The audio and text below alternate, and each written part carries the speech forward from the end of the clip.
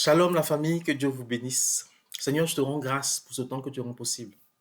Donne à ton esprit de parler au travers de moi à quelqu'un et que la vie de quelqu'un soit impactée au nom de Jésus. Amen. Bien-aimés, nous poursuivons notre série sur la chair et l'esprit. La semaine dernière, on a parlé on a mis un peu l'introduction, on a mis un peu le contexte, on a rappelé un peu la sanctification, on a parlé un peu de la chair et de l'esprit. Aujourd'hui, on va s'attarder un peu sur la chair. Je veux juste rappeler que le terme hébreu pour parler de la chair, c'est bassa, c'est B-A-S-A-R, et en grec, c'est le mot sax. Et quand on prend ces deux thèmes dans ces deux langues-là, et d'ailleurs aussi en français, la chair peut avoir plusieurs significations. Dans un premier temps, la chair désigne le corps humain ou animal. Voilà. Donc vous me voyez là, comme ça, je suis là, je suis chair. Voilà, c'est grâce à cette chair-là que je peux entrer en interaction physique avec vous. Amen, amen. Donc, c'est la partie visible du corps de l'humain. La deuxième chose, la chair désigne l'homme tripartite, esprit, âme, ou encore la psyché et le corps. Donc, esprit, âme et corps. Tout ça, ça forme aussi la chair. Amen, amen. En troisième chose, la chair désigne la condition humaine dans sa faiblesse et dans sa limitation. Amen, amen. Donc, lisons par exemple Matthieu 16, 17 qui dit que, et Jésus lui répondit, tu es Simon, ce ne sont pas la chair et le sang qui t'ont révélé cela, mais mon Père qui est dans les cieux. Amen, amen. Donc, la chair, dans sa condition humaine, ne peut pas avoir de révélation de Jésus. C'est ce que Jésus veut dire là. Si Simon a pu dire que tu es le Fils de Dieu, c'est parce que l'Esprit de Dieu lui a révélé, parce que la chair est limitée et la chair en tant que telle ne peut pas avoir une certaine révélation sans l'apport d'un esprit supérieur. Et si Jésus dit Simon, tu es Simon, fils de temps, et ce qui t'a été révélé, ce n'est pas la chair, mais c'est l'esprit, c'est parce que notre chair est limitée. Donc la chair désigne la condition humaine dans sa faiblesse et dans sa limitation. La chair désigne également la nature humaine insoumise à la volonté de Dieu. Et c'est sous cet aspect-là que la chair euh, a besoin de sanctification pour l'amener à mourir afin de plaire à Dieu. Amen. Il faut bien aimer comprendre que la chair, telle qu'elle est, va concevoir des pensées, des raisonnements, des attitudes. Elle va même se compartimenter, elle va avoir des comportements qui ne peuvent pas glorifier Dieu. La chair telle qu'elle est ne peut rien produire qui puisse plaire à Dieu. Amen. Éphésiens 2:3 dit, parmi lesquels nous vivons tous autrefois selon les désirs de notre chair, accomplissant les désirs de la chair et de nos pensées. Et nous étions par nature des enfants de colère comme les autres. Ça veut dire que la chair telle qu'elle est ne peut produire que des choses qui ne sont pas agréables à Dieu.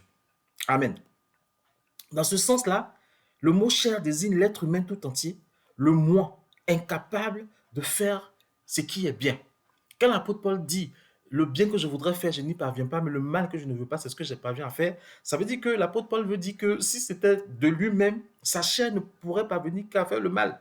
Le moi de l'homme est incapable de faire du bien, quelque chose qui puisse plaire à Dieu. La chair est incapable de le faire. Cette chair existe bien chez les croyants et sans Dieu, elle ne peut pas être améliorée, elle ne peut pas être sanctifiée. C'est sa nature. C'est comme ça qu'elle est, comme on dit. Il faut un apport divin pour que la chair puisse produire quelque chose qui puisse plaire à Dieu.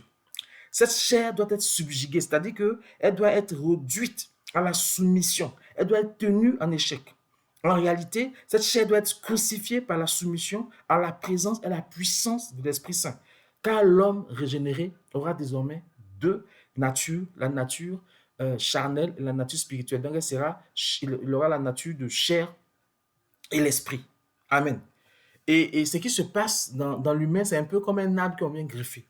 Hein? Quand on prend un arbre greffé, la vieille nature est encore là. Il y a une base, il y a une racine qui est là. Et puis, on va venir lui mettre quelque chose dessus pour que ça puisse porter un nouveau fruit. Amen. Donc, c'est comme si la vieille nature sera crucifiée pour être capable de porter une nouvelle nature qui va venir rendre cette vieille nature capable de produire un bon fruit. Ça veut dire que nous, sans Christ, on ne peut rien produire de bon. Notre situation comment on va dire ça, est irrécupérable.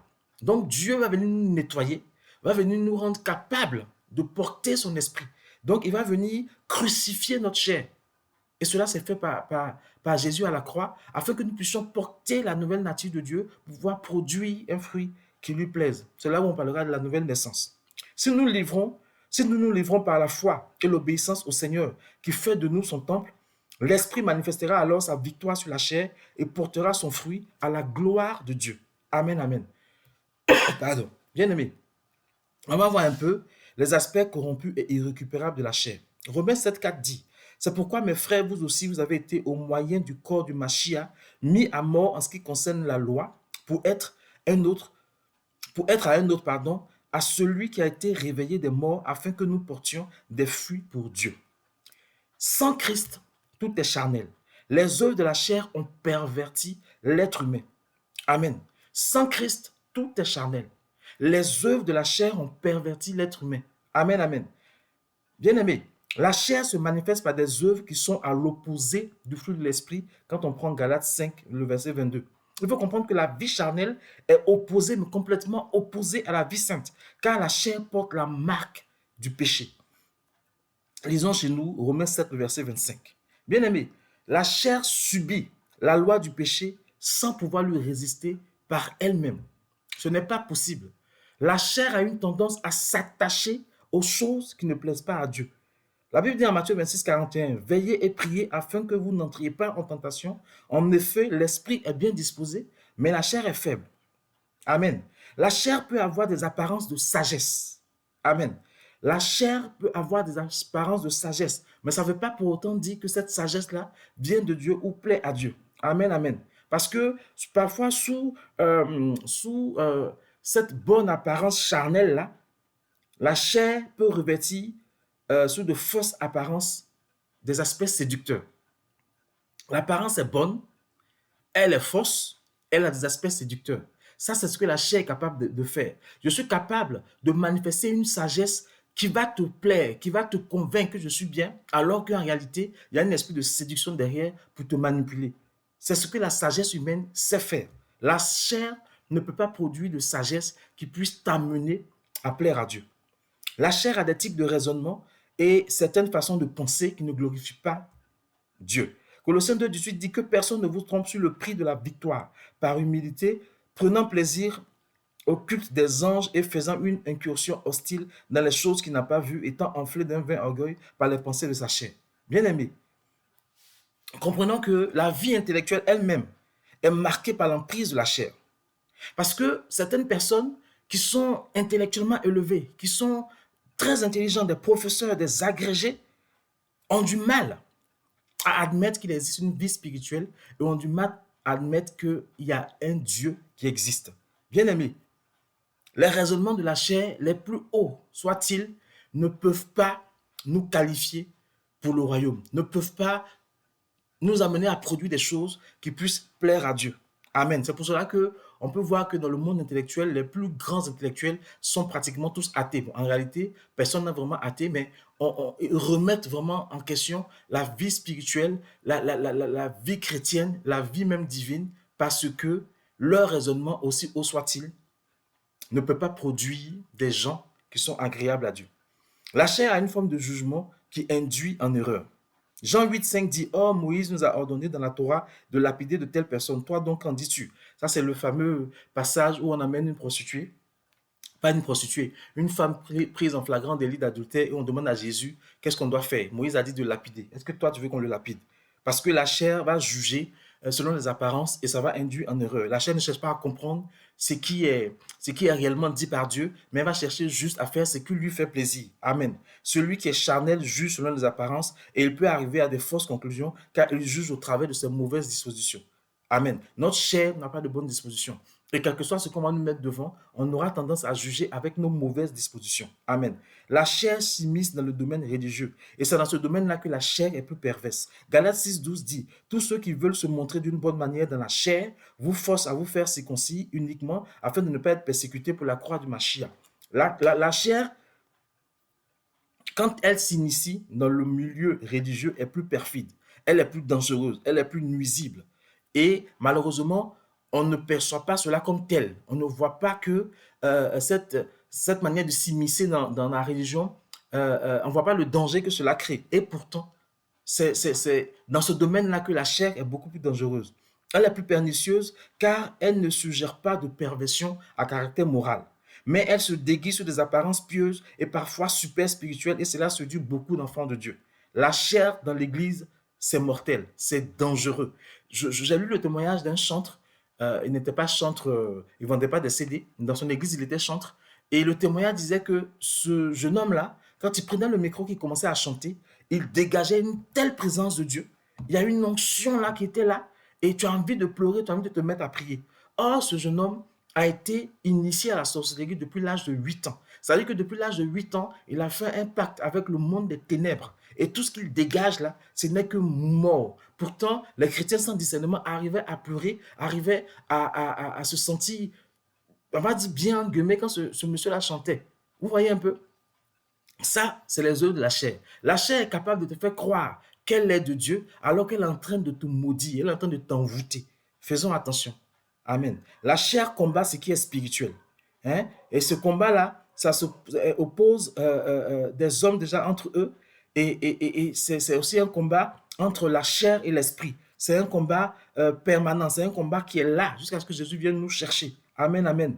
La chair veut nous pousser à marcher contre l'esprit, veut nous pousser à marcher contre les œuvres de Dieu. Amen, amen. Et la chair s'oppose à la volonté de l'esprit. Romains 8, 7 dit, et ceux qu'il a prédestinés les a aussi appelés, et ceux qu'il a appelés les a aussi justifiés, et ceux qu'il a justifiés les a aussi glorifiés.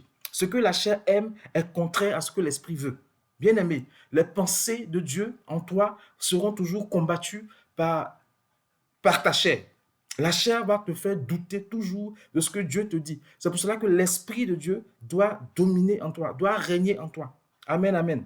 La chair provoque toutes sortes de convoitises dangereuses. 1 Jean 2,16 dit, parce que tout ce qui est dans le monde, la convoitise de la chair et la convoitise des yeux et l'orgueil de la vie, n'est pas du Père, mais cela est du monde. 1 Pierre 2,1 dit, étant donc débarrassé de toute méchanceté et de toute espèce de tromperie et d'hypocrisie et d'envie et de toute diffamation.